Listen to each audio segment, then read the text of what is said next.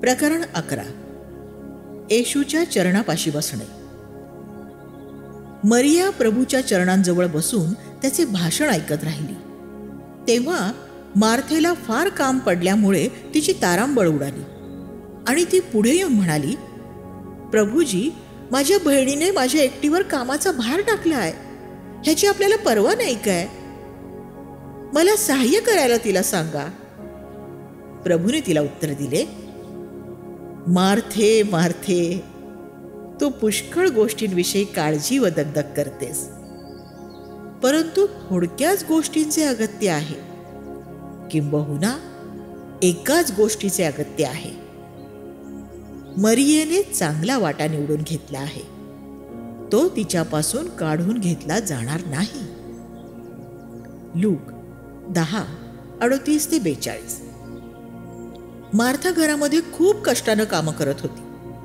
परमेश्वरावर प्रेम करणाऱ्या एका बहिणीसाठी, आपल्या प्रिय गुरुसाठी आणि त्याच्या शिष्यांसाठी चांगले जेवण बनवणं ह्यापेक्षा मोठी आनंदाची गोष्ट ती काय असू शकते?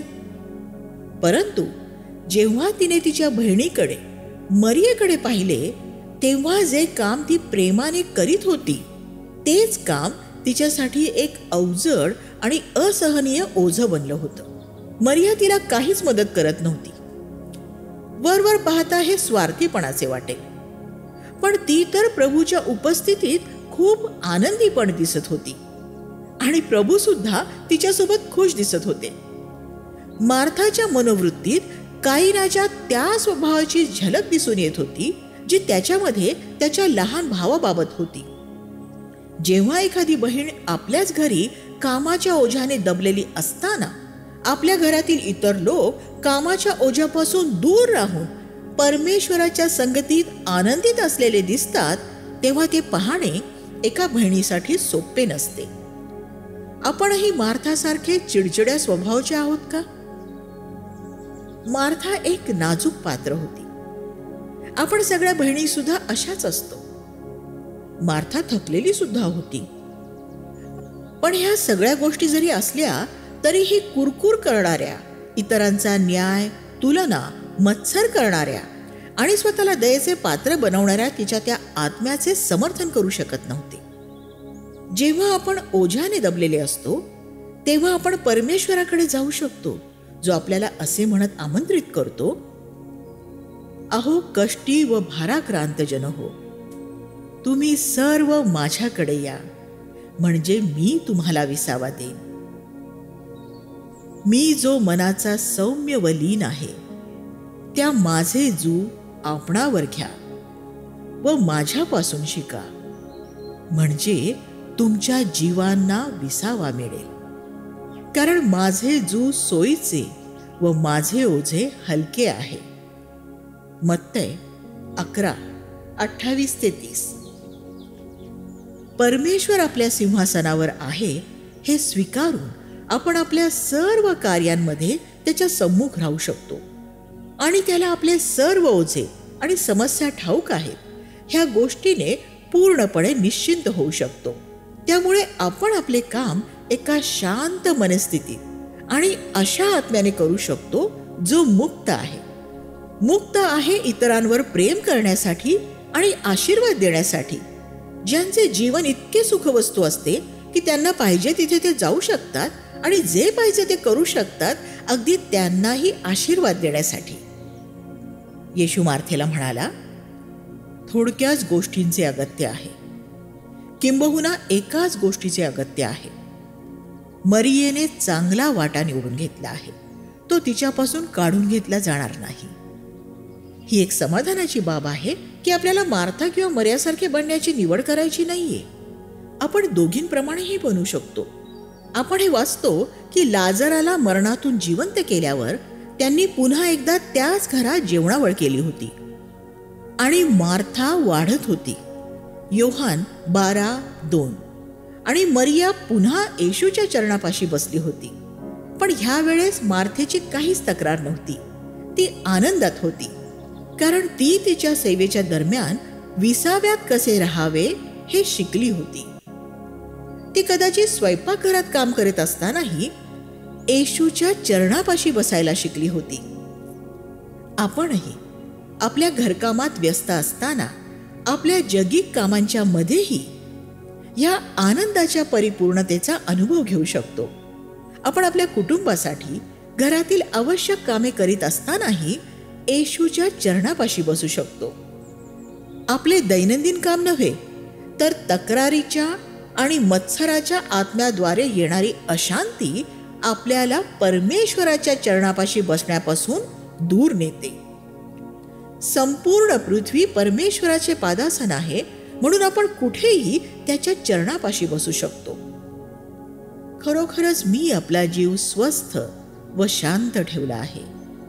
दूध तुटलेले बाळक आपल्या आईबरोबर असते, तसा माझा जीव दूध तुटलेल्या बालकासारखा माझ्या ठाई आहे.